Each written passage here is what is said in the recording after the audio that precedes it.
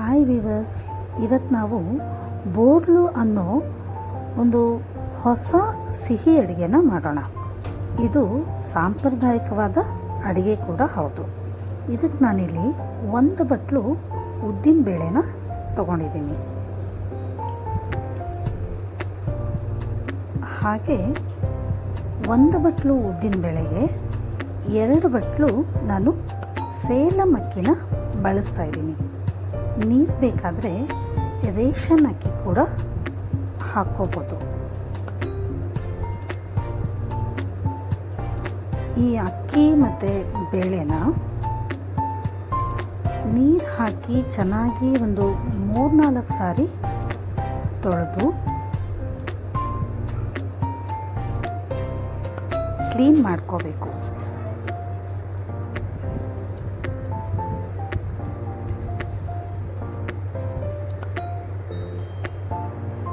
ಈ ಕ್ಲೀನ್ ಆಗಿರೋ ಅಕ್ಕಿ ಬೇಳೆಗೆ ಮತ್ತೆ ಸ್ವಲ್ಪ ನೀರನ್ನು ಹಾಕಿ ಇದು 4ರಿಂದ 5 ಅವರ್ವರೆಗೂ ನೆನೆಸೋದಕ್ಕೆ ಇಡಬೇಕು.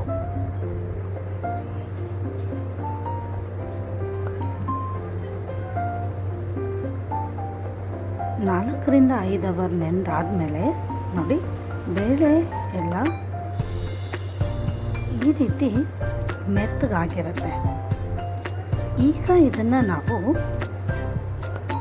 ಮಿಕ್ಸಿ ಜಾರ್ಗೆ ಅಥವಾ ಒರಳಲ್ಲಿ ಅಥವಾ ಗ್ರೈಂಡ್ರಲ್ಲಿ ಇದನ್ನು ಚೆನ್ನಾಗಿ ರುಬ್ಕೋಬೇಕು. ನಾನಿಲ್ಲಿ ಮಿಕ್ಸಿ ಜಾರ್ಗೆ ಹಾಕ್ಕೊಳ್ತಾ ಇರೋದ್ರಿಂದ ಒಂದು 2ರಿಂದ 3 ಸಾರಿ ಇದನ್ನು ರುಬ್ಕೊಳ್ತೀನಿ.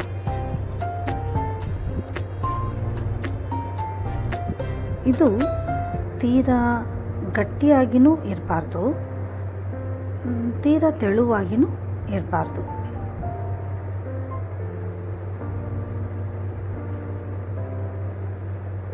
ನೋಡಿ, ಈ ರೀತಿ ಹಿಟ್ಟಾದರೆ ಸಾಕು.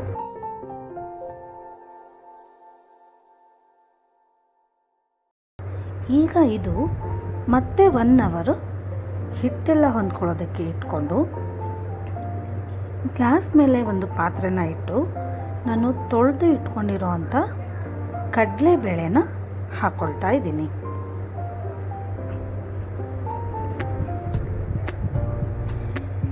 ಈ ಕಡಲೆಬೇಳೆ ಬೇಯೋದಕ್ಕೆ ಎಷ್ಟು ನೀರು ಬೇಕಾಗುತ್ತೋ ಅಷ್ಟು ನೀರನ್ನು ಹಾಕಿ ಇದನ್ನು ಬೇಯಿಸ್ಕೋಬೇಕು. ಈ ಪ್ರೊಸೆಸ್ಸನ್ನು ನೀವು ಕುಕ್ಕರಲ್ಲಿ ಬೇಕಾದರೂ ಕೂಡ ಮಾಡ್ಕೋಬೋದು. ಆದರೆ ತುಂಬ ಬೆಂದು ಹೋದರೆ ಕಷ್ಟ ಅನ್ನೋ ಕಾರಣಕ್ಕೆ ನಾನು ಈ ರೀತಿ ಪಾತ್ರೆಯಲ್ಲಿ ಇಟ್ಕೊಂಡಿದ್ದೀನಿ.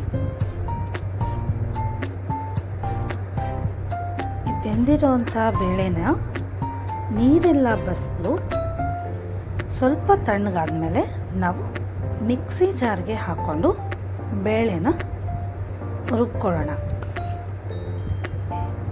ಇದು ಸ್ವಲ್ಪ ನೀರೆಲ್ಲ ಹೋಗಿರೋ ಕಾರಣ ಈ ಒಣ ಪುಡಿ ಥರ ಬರುತ್ತೆ. ಆ ರೀತಿ ಆದರೂ ಪರವಾಗಿಲ್ಲ. ಈಗ ಮತ್ತೆ ಒಲೆ ಮೇಲೆ ಒಂದು ಬಾಣಲೆನ ಇಟ್ಕೊಂಡು ನಾನು ತೊಗೊಂಡಿರೋ 1.5 ಬಟ್ಲು ಕಡಲೆಬೇಳೆಗೆ 1.5 ಬಟ್ಲಷ್ಟು ಬೆಲ್ಲನ ಹಾಕಿ, ಈ ಬೆಲ್ಲ ಕರಗೋದಕ್ಕೋಸ್ಕರ ಸ್ವಲ್ಪ ನೀರನ್ನು ಹಾಕಿ ಈ ಬೆಲ್ಲನ ಕರಗಿಸ್ಕೊಳ್ತಾ ಇದ್ದೀನಿ.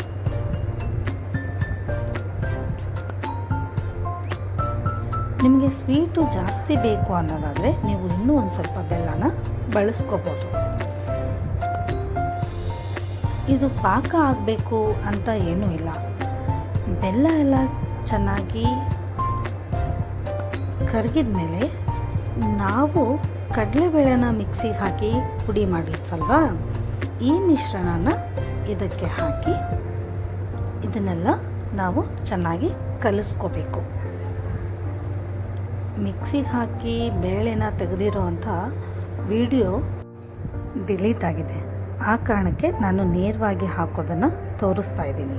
ಅದು ಸ್ವಲ್ಪ ನೀರಾಗಿದ್ದರೂ ಪರವಾಗಿಲ್ಲ.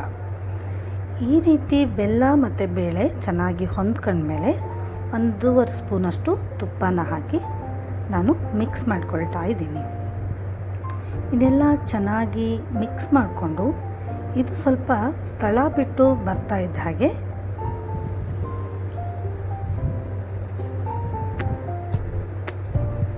ನಾವು ಗ್ಯಾಸನ್ನು ಆಫ್ ಮಾಡಿ ಇದು ಸ್ವಲ್ಪ ತಣ್ಣಗಾಗೋದಕ್ಕೆ ಬಿಟ್ಬಿಡಬೇಕು. ಇಲ್ಲ ಅನ್ನೋದಾದರೆ ನೀವು ಮಾಮೂಲಾಗಿ ಹೋಳಿಗೆಗೆ ಹೂರಣ ಮಾಡ್ತೀರಲ್ವ, ಆ ಥರ ಕೂಡ ಮಾಡ್ಕೋಬೋದು. ನೋಡಿ, ಈಗ ತಣ್ಣಗಾಗಿರೋಂಥ ಈ ಹೂರಣನ ನಾನು ಸ್ವಲ್ಪ ಚಿಕ್ಕದಾಗಿ ನಿಂಬೆ ಗಾತ್ರದ ಉಂಡೆ ಥರ ಕಟ್ಕೊಳ್ತಾ ಇದ್ದೀನಿ. ಈ ಹೂರಣನ ಈ ರೀತಿ ಉಂಡೆಗಳನ್ನ ಕಟ್ಕೊಂಡಾದಮೇಲೆ ಈಗ ನಾವು ರುಬ್ಬಿ ಇಟ್ಟಂಥ ಉದ್ದಿನಬೇಳೆ ಅಕ್ಕಿ ಹಿಟ್ಟಿನ ಮಿಶ್ರಣನ ತಗೊಂಡು ಇದಕ್ಕೆ ಒಂದು 2 ಚಿಟಿಕೆಯಷ್ಟು ಉಪ್ಪನ್ನು ಹಾಕಿ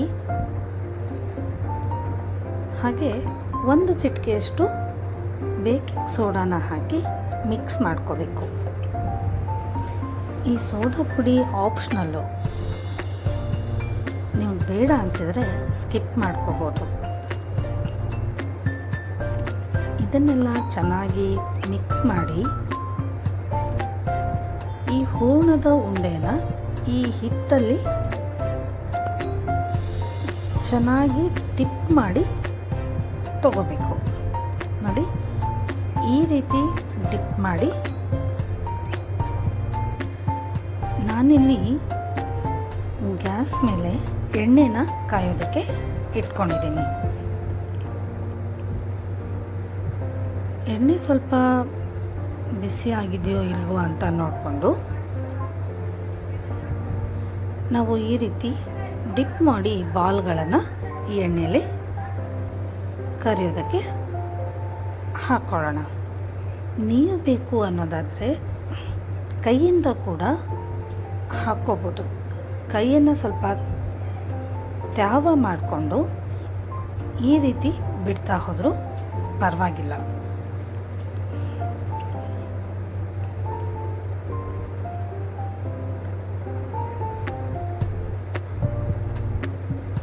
ಒಂದು 2-3 ಸೆಕೆಂಡ್ ಆದಮೇಲೆ ಈ ರೀತಿ ಪುರಿಗೆಲ್ಲ ನಾವು ಎಣ್ಣೆನ ಮೇಲೆ ಹಾಕ್ತೀವಲ್ವ, ಆ ರೀತಿ ಹಾಕ್ಕೊಂಡು ಇದನ್ನು ನಾವು ಚೆನ್ನಾಗಿ ಬೇಯಿಸ್ಕೊಳ್ಬೇಕು.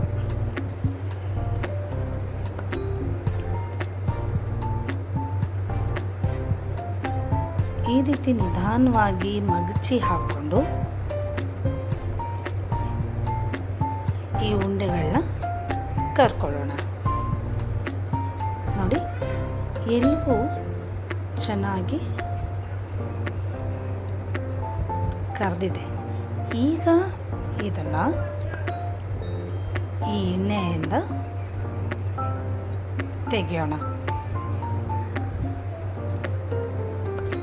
ಇದು ಮೇಲ್ಗಡೆ ಎಲ್ಲ ಕ್ರಿಸ್ಪಿಯಾಗಿ ಒಳಗಡೆ ಸಿಹಿಯಾಗಿ ಇರೋದ್ರಿಂದ ಇದನ್ನು ದೇವರ ಪೂಜೆಯಲ್ಲಿ ಹಾಗೆ ಸ್ಪೆಷಲಾಗಿ ಯುಗಾದಿ ದಿನ ಮಾಡ್ತಾರೆ. ನೀವು ಕೂಡ ಮನೆಯಲ್ಲಿ ಒಂದ್ಸಾರಿ ಟ್ರೈ ಮಾಡಿ ಹೇಗಾಗಿದೆ ಅಂತ ಕಮೆಂಟ್ ಮಾಡಿ ತಿಳಿಸಿ. ಹಾಗೆ ಈ ಚಾನಲ್ನ ಸಬ್ಸ್ಕ್ರೈಬ್ ಮಾಡಿ. ನೋಡಿ, ಹೊರಗಡೆಯಿಂದ ಎಷ್ಟೊಂದು ಕ್ರಿಸ್ಪಿಯಾಗಿ ಇರುತ್ತೆ, ಹಾಗೆ ಒಳಗಡೆ ಮೆದುವಾಗಿರೋ ಹೂರಣ. ಒಂದು ಸಾರಿ ಟ್ರೈ ಮಾಡಿ. Thank you.